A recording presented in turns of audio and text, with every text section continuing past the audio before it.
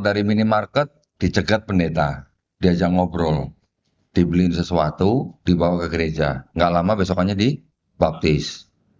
Ada yang begitu. Ya, jadi orang tua nih harus menjaga anak-anak yang umur-umur segini nih, ya. Pergaulannya, mainnya harus terkontrol. Ya, sekarang mungkin kita sudah bisa pantau gitulah ya manusia. Walaupun menurut mereka yang menjelma jadi manusia itu hanyalah firman-Nya menjadi Yesus, tapi tetap aja dikatakan bahwa Yesus itu setara dengan Bapa. Bapa itu maksudnya Tuhan yang Maha Esa, gitu ya. Orang Kristen punya paham yaitu Trinitas. Ada yang pernah dengar deh Trinitas? Belum ya? Pada belum dengar ya? Wah, ini sama sekali belum pernah dengar Kristologi berarti ya. Berarti harus buka channel Donditan ya. Like, share, dan subscribe. Sekalian promosi. Ya, adik-adik ini umur-umur segini, ini adalah umur-umur yang boleh dikatakan umur-umur yang rawan. Rawan dalam arti apa? Akidahnya. Ya, karena apa? Karena umur-umur segini ini kan boleh dikatakan sedang mencari jati diri nih, ya kan? Nanti kalau misalnya ya ketemu dengan orang-orang Kristen, apalagi yang lawan jenis, waduh itu bisa berbahaya. Saya di Jakarta beberapa kali dimintai tolong oleh orang tua yang anaknya walaupun sekolahnya di Al-Azhar, pulangnya bisa bawa rosario. Nah, ya, nanti ada lagi yang baru masuk kuliah, tiba-tiba diajak makan bersama oleh teman-teman yang Kristen. Ketika dia datang ke acara itu, di tempat itu sudah ada pendeta nunggu. Ada juga anak-anak seumur kalian nih, baru keluar dari minimarket, dicegat pendeta, diajak ngobrol, dibeliin sesuatu, dibawa ke gereja. Nggak lama besokannya dibaptis. Ada yang begitu. Ya, jadi orang tua nih harus menjaga anak-anak yang umur-umur segini nih, ya. Pergaulannya, mainnya harus terkontrol. Ya, sekarang mungkin kita sudah bisa pantau gitulah ya dengan handphone ya. Anak-anak segini mungkin sudah pada pegang handphone ya. Sudah belum? Siapa yang sudah punya handphone? Semua? Waduh, udah pegang handphone, bukannya TikTok lagi. Wah, mereka ya kalangan Kristen itu juga banyak melakukan syiar agama mereka melalui medsos. Ya, di TikTok luar biasa pengaruhnya, banyak sekali mereka bikin konten yang mensiarkan agama mereka yang ditujukan kepada anak-anak muda seperti kalian-kalian ini. Banyak, apalagi nanti kalau kalian sudah berinteraksi dengan mereka gitu ya. Mudah-mudahan sih kalau dipanggil nggak banyak ya orang Kristen ya. Tetapi kan tidak tertutup kemungkinan ya melalui medsos bisa gitu ya. Walaupun tidak bertemu fisik, tapi nanti bisa chatting dan segala macam. Itu besar pengaruhnya dan harus hati-hati. Makanya orang tua harus benar-benar memperhatikan apa tontonan anak-anaknya ya. Nah, saya lanjutkan. Jadi ketika ada agama Yahudi, Kristen, dan Islam, kalau orang-orang di luar sana mengatakan bahwa agama Samawi itu ada tiga, Yahudi, Kristen, dan Islam, kita sebagai umat Islam setuju atau enggak? Setuju atau enggak bahwa agama Samawi itu ada tiga? Setuju? Menurut akademisi ya. Ada toh, Al-Quran bilang agama Samawi ada tiga. Hah? Terus? Emang itu disebut agama Samawi? Bukan kali, ya. Begini, yang disebut agama Samawi itu kan yang benar-benar mendapatkan wahyu dari langit. Namanya Samawi ya, Asma. Ketika kita bicara agama Yahudi, ya, dengan kitab sucinya seperti ini, sebentar ya. Tadi saya di Masjid Jenderal Ahmad Yani, Malang, ada salah seorang jamaah memberi souvenir buat saya nih, bawa Bible nih ke masjid, kasih ke saya nih. Ya. Malah ada Alkitab untuk anak-anak deh. Ini juga banyak dibagi nih ke orang-orang Muslim nih. Nah, Saya akan jelaskan kenapa agama samawi bukan 3 agama. Ya, ini kitabnya orang Yahudi, ya, namanya Tanakh.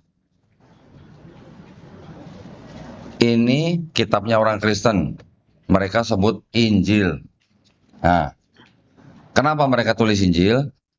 Ini sengaja mereka tulis Injil, sengaja di dalamnya ditulis nama Tuhannya itu Isa Al-Masih. Kenapa? Karena ini memang dibagikan kepada umat Islam. Ini dibagikan ke rumah-rumah orang Islam nih, ya. Makanya hati-hati kalau di rumah ada yang bagi-bagi begini, buang aja, bakar, atau kirim ke saya kumpulin, nggak apa-apa. Ya. Orang Kristen itu kitabnya seperti ini. Nah, di sini tulisannya Alkitab. Kita umat Islam jangan sebut ini Alkitab ya. Ini yang tulisannya Injil juga kita jangan sebut sebagai Injil. Di dalam kitab mereka yang disebut Injil itu ada 4 kitab. Namanya Matius, Markus, Lukas, Yohanes. Ya, pernah dengar? Pernah? Dengar dari mana? Hah? Film? Tuh. Dengar dari mana? TikTok.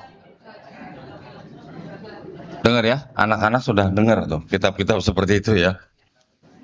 Sama orang Kristen itu disebut sebagai Injil. Ya. Kita orang Islam jangan sebut itu Injil. Kenapa? Yang namanya Injil itu di dalam Quran disebutkan diturunkan kepada siapa? Kepada Nabi Isa alaihissalam, putra Maryam ya. Ada berapa Injil di Quran? 1. Nah kalau ini kan 4. Berarti kalau begitu nih Injil yang diterima Nabi Isa alaihissalam bukan? Kan. Nah, maka itu jangan sebut ini Injil, gitu ya. Injil buat kita umat Islam hanya 1 yang diturunkan kepada Nabi Isa alaihissalam di dalam Quran, yang artinya adalah apa? Hukum, perintah, ketetapan, aturan dari Allah SWT untuk siapa? Bani Israel. Nabi Isa alaihissalam diutus hanya untuk Bani Israel. Nabi Musa diberikan kitab Taurat hanya untuk Bani Israel. Betul? Jadi sekarang pertanyaannya, apakah kitabnya orang Yahudi ini tulisannya Nabi Musa alaihissalam? Kok bisa bilang tidak? Tahu dari mana? Pernah belajar? Hah? Kemana yang asli? Dia apa? Diganti. Terus aslinya kemana? Aslinya nggak ada. Nah terus yang diterima oleh Nabi Musa alaihissalam dibuat kitab nggak? Lah iya, yang asli kemana yang asli? Nah, begini. Saya luruskan. Saya senang kalau anak-anak, adik-adik di sini kritis ya. Tapi ada yang ingin saya luruskan begini. Yang disebut dengan Taurat, Zabur, Injil, yang disebut di dalam Quran, itu adalah wahyu-wahyu yang diturunkan Allah SWT kepada Nabi dan Rasulnya untuk Bani Israel pada zaman itu. Setuju nggak? Setuju. Namanya wahyu bentuknya seperti apa? Wahyu seperti apa bentuknya? Wahyu, firman Allah. Nah, bentuknya seperti apa? Buku bukan? Seperti apa bentuknya? Lisan. Nah, jadi yang namanya wahyu itu adalah pesan atau pengetahuan yang diterima langsung oleh Nabi di dalam kolbu Nabi, disampaikan kepada kaumnya atau umatnya ya. Sebagai apa? Sebagai hukum aturan Bani Israel pada saat itu ya. Adik-adik pernah dengar nggak Nabi Musa alaihissalam menulis kitab Taurat gitu? Pernah? Pernah dengar nggak Nabi Isa alaihissalam menulis kitab Injil? Tidak. Jadi kalau begitu, wahyu yang diterima oleh Nabi Musa alaihissalam dan Nabi Isa alaihissalam itu ada kitab bukunya nggak? Kalau begitu? Hah? Nggak ada. Terus kalau begitu, ini tulisan siapa? Manusia. Ya, ini sekarang saya kasih tahu. Kitab yang ini, kitabnya orang Yahudi, ditulis kira-kira 1000 tahun setelah Nabi Musa alaihissalam tidak ada. Ya. Yang ini ditulis kira-kira 35 tahun setelah Nabi Isa alaihissalam tidak ada.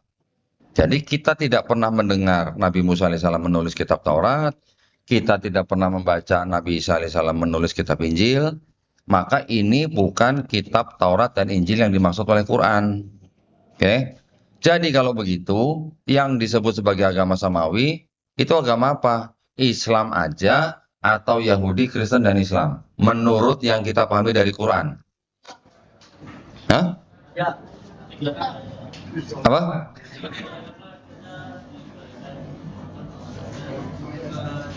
Memang kita diperintah untuk mengimani semua kita berwakil kepada Rasulnya.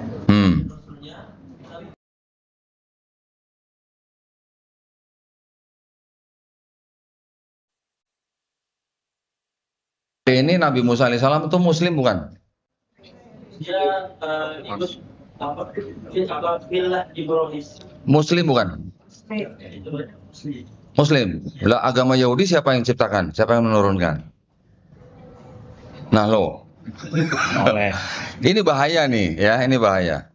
Kemudian agama Nasrani itu bawaannya atau yang dibawa oleh Nabi Isa alaihissalam bukan?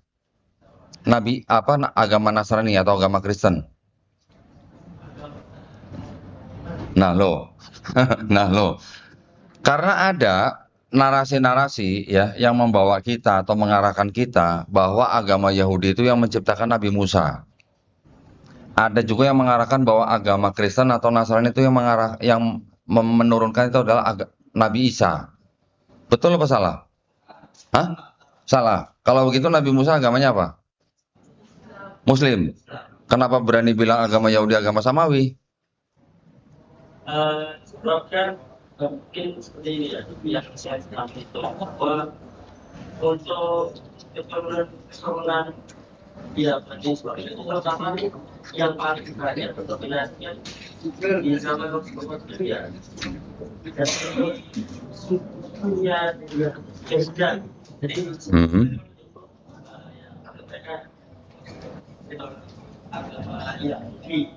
agama Yahudi. Jadi kalau begitu, kalau Nabi Musa alaihissalam Muslim, agama Yahudi itu ciptaan Nabi Musa atau bukan? Nah, bukan. Berarti agama Yahudi, agama samawi bukan? Nah, bingung sendiri ya. Jadi gini, buat kita umat Islam, sesuai dengan Quran, agama samawi itu cuma satu. Cuman Islam. Agama Yahudi dan agama Kristen itu ciptaan manusia.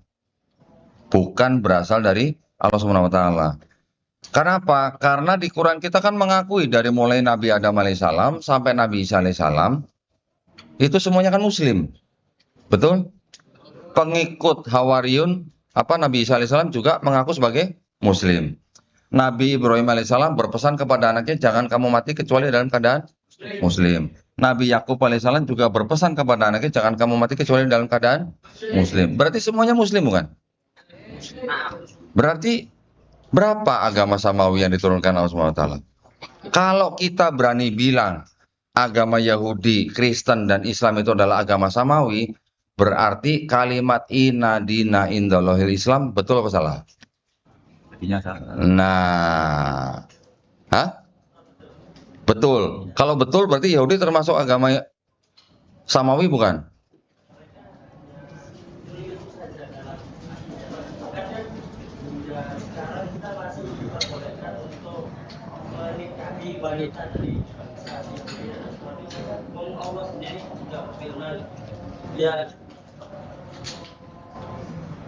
Nah lo bingung sendiri. Gini, nanti kalau masalah nikah beda agama tuh beda lagi ya. Hati-hati dengan narasi kita boleh menikahi ahlul kitab. Tapi kalau yang nanti kita nikahi orang Kristen itu ahlul kitab atau bukan? Hah? Orang Kristen? Terima kitab apa mereka?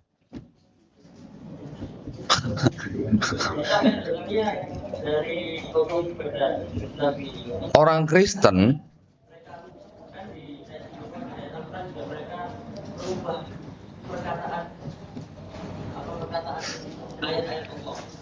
ada kata Kristen di Quran?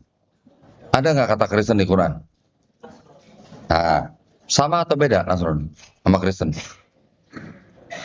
Kalau yang namanya ahlul kitab itu harus punya nasab sampai Bani Israel. Kalau orang Kristen punya nasab nggak sampai Bani Israel? Enggak. Kalau enggak berarti ahlul kitab bukan?